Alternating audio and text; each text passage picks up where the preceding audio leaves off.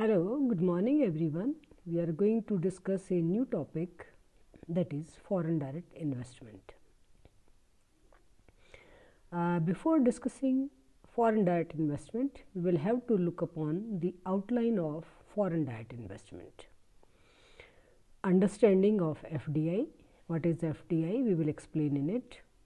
The determinants of FDI in host countries, types of foreign direct investment, benefits of FDI, disadvantages of FDI, FDI in India, FDI routes in India, sectors where FDI is prohibited in India, regulatory framework for FDI in India, important government authorities in India concerning FDI. So, we will discuss all these details in this today's lecture. I am Professor Santosh Nandal.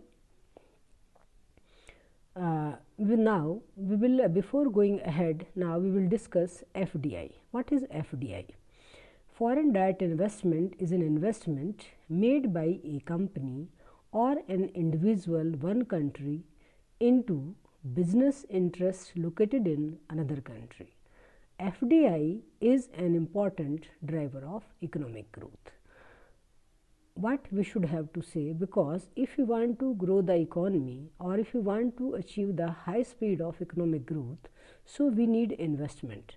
So FDI it becomes a route to generate the addition or to generate the speed of economic growth in that country.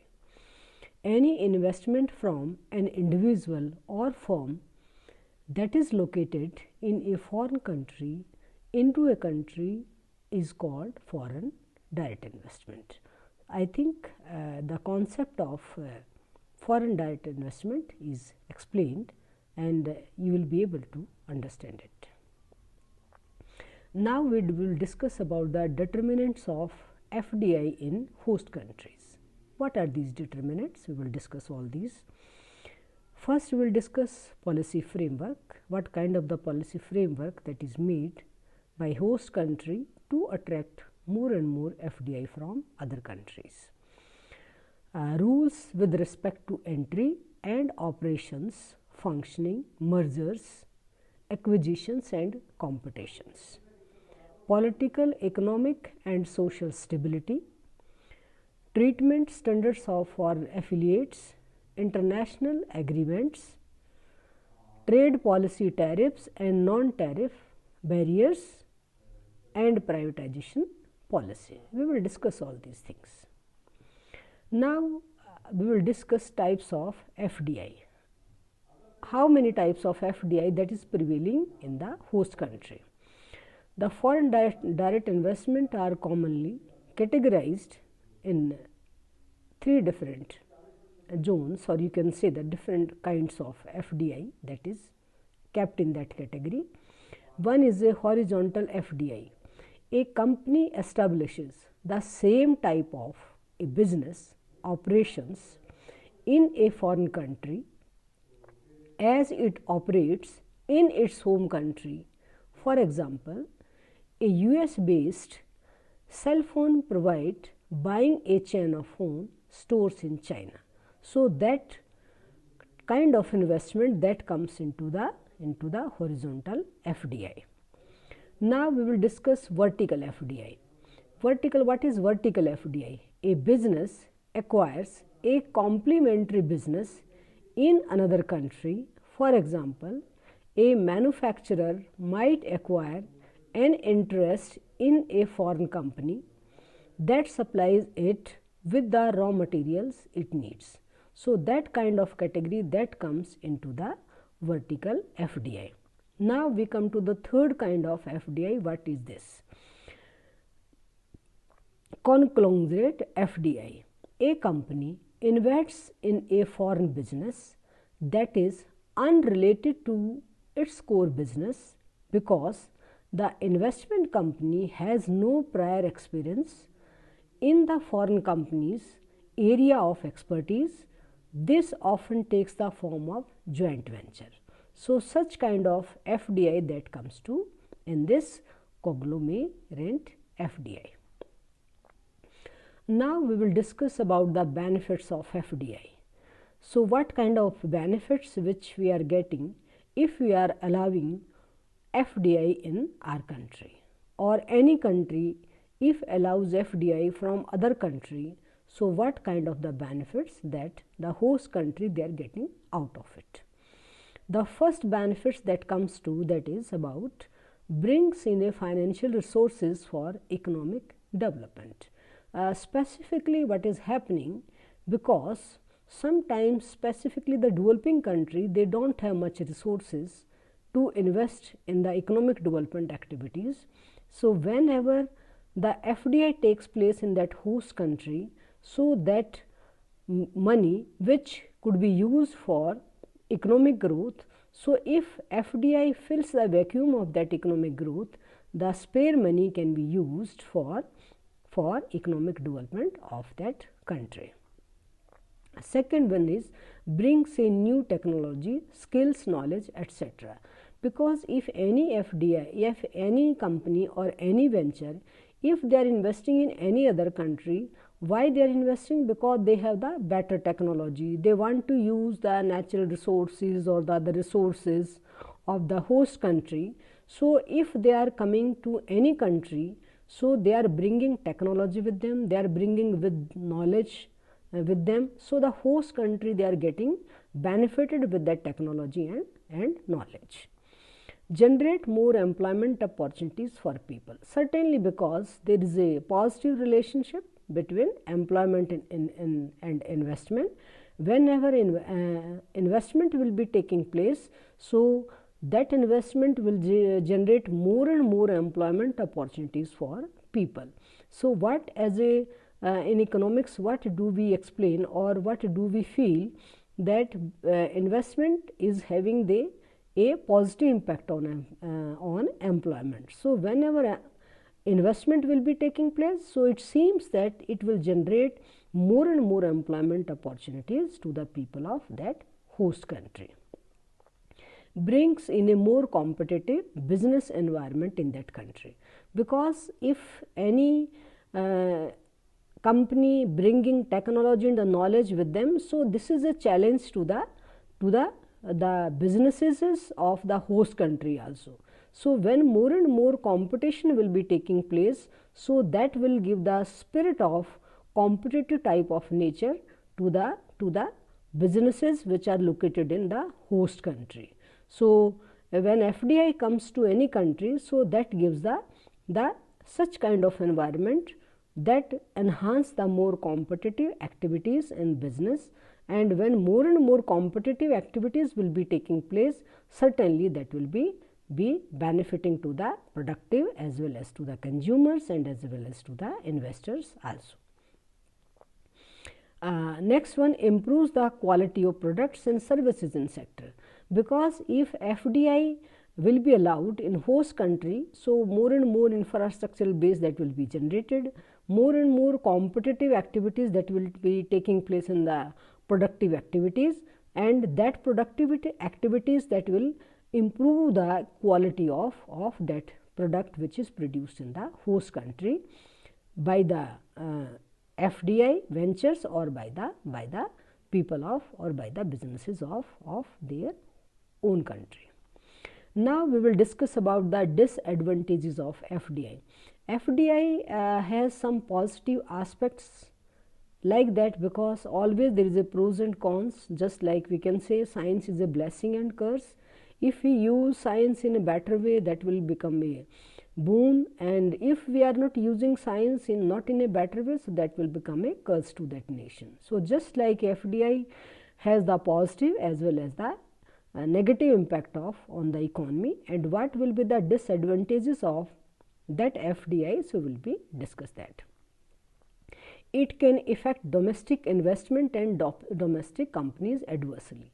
How? Because the domestic companies, they may not have such kind of technology, they may not have such kind of knowledge, so they may not in a position to make such an environment, so that can make competition with the companies which they are making investment in their or they are making FDI in that host country. So that can also adversely have the it has the adversely impact on the domestic investment which is taking place in the host country. Small companies in a country may not be able to withstand the onslaught of MNCs in their sectors, because the small companies may not be able to compete with this big multinational corporations. So that can also one of the disadvantage of FDI. There is a risk of many domestic firms shutting shop as a result of increase of FDI. So because of the small companies in domestic sector, they are not able to be make competition or be competitive or can stand against this FDI, so they can be closed down. So that can be harmful to the domestic companies or the small companies of the host country, which is a bad manner, because small companies, they absorb the different kind of people as a workers or as a laborers, maybe the semi-skilled, low skilled, middle skilled people. So they can be having the worst effect on it. FDI may also adversely affect the exchange rates of country. So sometimes the government makes such an provision to attract the FDI in the host country. So sometimes they do feel that the value of the money of their country, so that must be devalued, so that our companies or the domestic sector company, they can be competitive. So that can also has the one of the worst effect on that, or they can have the disadvantage of FDI for the host country. Now we will discuss about the FDI in India. The investment climate in India has improved tremendously since 1991, because the economic reforms took place in 1991, and after that the speed of FDI that has increased in our country. So in the 1991, the government has opened up the economy and initiated the LPG, liberalization, privatization and globalization strategies. So such kind of the changes that has been taken place in our country since 1991, after the implementation of economic reforms that took place in 1991. Currently, India ranks on the list of the top 100 countries in ease of doing business. So the number of these ease of doing business that has been rapidly increased in our country. Many sectors have opened up for foreign investment, partially or wholly, since the economic liberalization of the country. So initially, if we see the many of ventures that has been opened for foreign direct investment after the liberalization that has been taken place in our country, in India specifically, and the many of the rules in the industries as well as the related, which are helpful for the growth of this FDI, so that has been liberalized. So the more and more FDI that can be taken place in India. Now we will discuss the FDI routes in India. There are the three categories of the FDI routes in our country. The first category, 100% FDI permitted through automat route. Category 2, up to 100% FDI permitted through government route. Third category, up to 100% FDI permitted through automatic government route. So three kind of the FDI, so that has been can be taken place through these routes in India. Now we will discuss what is the automatic route of FDI. So that can be come to our country from other country. Medical devices up to 100%, thermal power up to 100%, services under civil aviation services such as maintenance and repair organizations, insurance up to 49%, infrastructure company in the security market up to 49%, ports and shippings, railway infrastructure, pension up to 49%, power exchange up to 49%, petroleum refining by private sector units, by public sector units up to 49%. Now, through the government route FDI, broadcasting, contest services 49%, banking and public sector 20%, food products retail trading 100%, core investment company 100%, multi-brand retail trading 51%, mining and mineral, separations of titanium, bearing minerals and ores 100%, print media, publications, printing of scientific and technical magazines, especially journals, periodicals, facsimils, editions of foreign newspapers, that is 100%. Satellites, establishments and operations 100%. Print media, publishing of newspaper, periodicals and Indian editions of foreign magazines dealing with news and current affairs, that is 26%. Now, we will discuss where FDI is prohibited in our country. We have allowed FDI, but there are some areas where FDI is still prohibited in our country. What are these areas? We will discuss that. Agriculture and plantation activities. This is the area where FDI is prohibited. However, there are many exceptions like horticulture, fisheries, tea plantations, pisciculture, animal husbandry, etc. Atomic energy generations. Nidhi company. We will discuss Nidhi because it is a new word. Nidhi company, that is a borrowing in the land, borrowing and lendings to the member, to the members. So that is also prohibited. So that the foreign investors, so they cannot come to this categories. Lotteries, online, private, government, etc. Investment in chit funds, that is also prohibited. Trading in TDRs. So that is about, we can say TDR just like a transferring of land rights to the one person to another. So that is also prohibited in the category of foreign direct investment. Any gamblings or betting businesses, cigars, cigarettes or any related tobacco industry, they are not allowed to operate or invest or bring FDI in our country. Housing and real estates except townships, commercial projects. So this is also in the category of sectors where the FDI is prohibited. Now we will discuss about the regulatory framework of FDI in India. Which are the regulatory bodies? So they control FDI, or you can say that they make provisions for FDI. Securities and Exchange Board of India Act 1992 and SEBI Stock Exchange Board regulations. So that is one of the. Second one is Foreign Exchange Management Act, that is FEMA. Foreign Trade Development and Regulations Act 1992, Civil Procedure Code 1908, Indian Contract Act 1872, Arbitrations and Conciliations Act 1996, Competition Act 2002, Income Tax Act 1961, Foreign Direct Investment Policy or FDI policy.